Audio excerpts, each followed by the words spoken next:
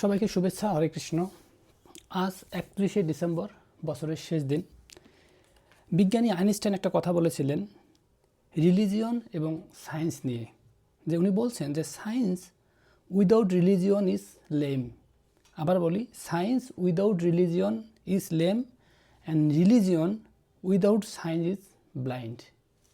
এই যে আমার সামনে একটা দেখতে পাচ্ছেন যে ছবি মানুষের কঙ্কাল, এবং WHO ওয়ার্ল্ড হেলথ অর্গানাইজেশন আমাদের যে স্বাস্থ্যের সংজ্ঞা দিয়েছেন সেখানে বলেছেন যে health is the combination of physical, mental, social and spiritual wellbeing. মানে স্বাস্থ্যের সংজ্ঞা এখানে বলা হয়েছে যে শারীরিকভাবে ভালো থাকা, মানসিকভাবে ভালো থাকা, সামাজিকভাবে ভালো থাকা এবং আধ্যাত্মিকভাবে ভালো থাকা।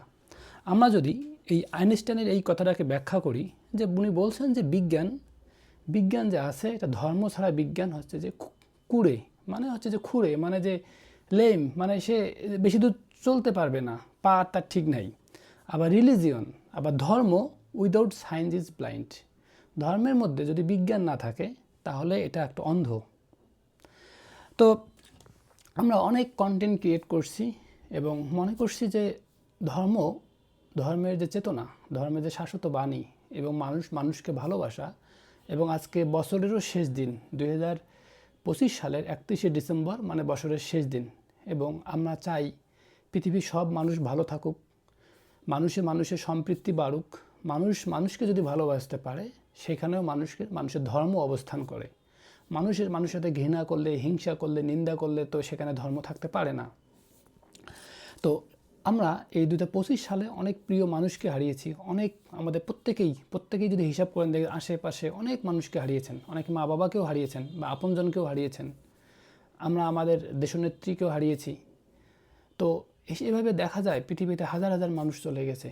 তো আমাদের প্রত্যাশা যে স্রষ্টা যিনি মানুষগুলো চলে গেছেন পৃথিবী থেকে, তাদের নিজ নিজ ধর্ম অনুযায়ী তাদেরকে যেন প্রাপ্য স্থানটুকু দেয়, এবং আমরা যারা পৃথিবীতে আছি আমরা যেন শুধু কিন্তু আধ্যাত্মিকতার জন্য নয়, বাস্তব জীবনকেও সুন্দর করার জন্য, বর্তমান সমাজ জীবনকে সুন্দর করার জন্য আমরা দেখি যে আমাদের শরীর যে আছে, এই শরীরের বিজ্ঞান বলছে যে অনেক রোগের কারণ হচ্ছে ধর্মীয় চেতনায় বিশ্বাস না থাকা এবং ধর্মানুশীলন না করা।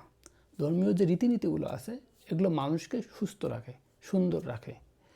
তো মনোবল গ্লোবাল একাডেমি আমরা বলছি যে ইতেন্দ্র হিউম্যানিটি অ্যান্ড হিন্দুইজম, এটা আমার একটা পার্সপেক্টিভস। আমি দেখলাম যে এই যে অনেক কন্টেন্ট ক্রিয়েট করছি, কখনো ধর্মের কথা বলছি না বা ডিরেক্ট ধর্মকে প্রদর্শন করতেছি না, কিন্তু দেখি যে ধর্ম ছাড়া প্রত্যেকটা কন্টেন্টের ভিতরে দেখি যে ধর্মের সাথে সম্পর্কিত, ধর্মকে কাজে লাগানো যায়, ধর্মকে কানেক্টেড করা যায়। তো আমাদের আজকের এই মঙ্গল প্রদীপ নিয়ে এই প্রার্থনা দেশবাসীর জন্য এবং যারা আপনজনকে হারিয়েছেন আত্মার শান্তি কামনার জন্য। পরম প্রভু আমাদের সবাইকে যেন ভালো রাখেন, এবং আমাদের আগামী বছর 2026 সাল আমরা প্রত্যেকেই যেন আমাদের পরিশ্রম, সততা এবং সফলতার দিকে এগিয়ে যেতে পারি। আমাদের সামাজিক, পারিবারিক, আধ্যাত্মিক জীবন যেন সমৃদ্ধময় হয়।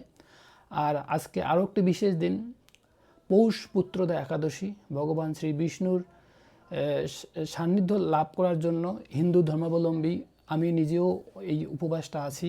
এই উপবাসটা হচ্ছে যে নিজের ভক্তি, প্রেম এবং আধ্যাত্মিকতার উত্তরণের জন্য বিশেষ একটি দিন, এবং এই দিনে অনেক প্রার্থনা, অনেক সংকল্প মানুষের পূরণ হয়। আমরা জানি মহামানবেরা পৃথিবীতে এসেছিলেন মানুষের জীবনকে সুন্দর করার জন্য, সবল করার জন্য, এবং আমাদের হিন্দু ধর্ম বলি, হচ্ছে যে ইসলাম ধর্ম বলি বা খ্রিস্টান ধর্ম বলি, বৌদ্ধ ধর্ম বলি, প্রত্যেক ধর্মের মহাপুরুষদের আবির্ভাব হয়েছে পৃথিবীতে।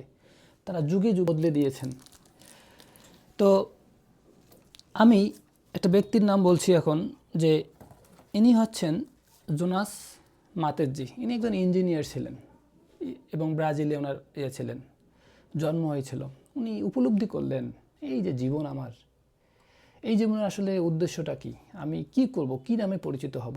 উনি ওনার লক্ষ লক্ষ কোটি টাকা উনি দান করে দিলেন, মানে একটা বেদান্ত প্রতিষ্ঠান খুললেন, এবং সেখানে ব্রাজিলে পাহাড়ের মধ্যে ওই ছাত্রছাত্রীদেরকে পড়ালেখা করালেন, এবং উনি এখন অনেক বেশি মানে তার আধ্যাত্মিকতার দিকে চলে গেছেন এবং মনে করলেন যে জীবনের সত্যিকার অর্থে জীবনের স্বাদটা এখানে নিহত। তো আরেকটা ছবি দেখাচ্ছি এখানে, যে ইনি হচ্ছেন যে বাবা শিবানন্দজি। বাবা শিবানন্দজি 130 বছর সম্ভবত বেঁচে ছিলেন। গিনিস ওয়ার্ল্ডে রেকর্ড করা এই ব্যক্তিটা যে আধ্যাত্মিকতার চর্চা করছিলেন এবং পূজা প্রার্থনা এবং নিরামিষ ভোজী ছিলেন সবসময় সারা জীবন। তো এখানে আরেকজন আছেন যে গৌরাঙ্গ দাস প্রভু। উনি হচ্ছেন যে বিশ্বের প্রায় 100 জন প্রভাবশালী ব্যক্তির তালিকার মধ্যে উনি একজন। কেন? আধ্যাত্মিকতা, চেতনা, প্রেম। তো ধর্ম আসলে মানুষকে যেটা দেয় সেটা অবশ্যই অনেক বেশি সুন্দর করে তৈরি করে জীবনকে। এখানে একটা বাণী দেওয়া আছে যে আপনার কর্ম আপনার ভাগ্য, অতীতের কর্ম আপনার কি ভাগ্য তৈরি করবে। কিন্তু আবার এটাও বলা আছে যে আপনার ভাগ্যকে আপনি আবার কর্ম দিয়ে পরিবর্তন করতে পারবেন। মানে সব কিছুর জন্য যে আমি আমার ভাগ্যকে দোষ দেব না, আমি এখন কি কাজটা করতেছি। এটা একটা বাণী, শ্রীমদ্ ভগবত গীতার বাণী। এটা আমাকে বেশি অনুপ্রাণিত করেছে।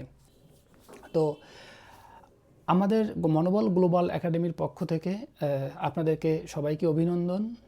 আর আসলেই শেষে এই কথাটাই বলতে হয় যে জীবনে যদি ধর্মের কোনো চেতনা বা ধর্মীয় বিশ্বাস, ধর্মীয় উপলব্ধি, সততা, এগুলোই হচ্ছে মানুষকে সুন্দর রাখে। সবাই ভালো থাকবেন। Thank you.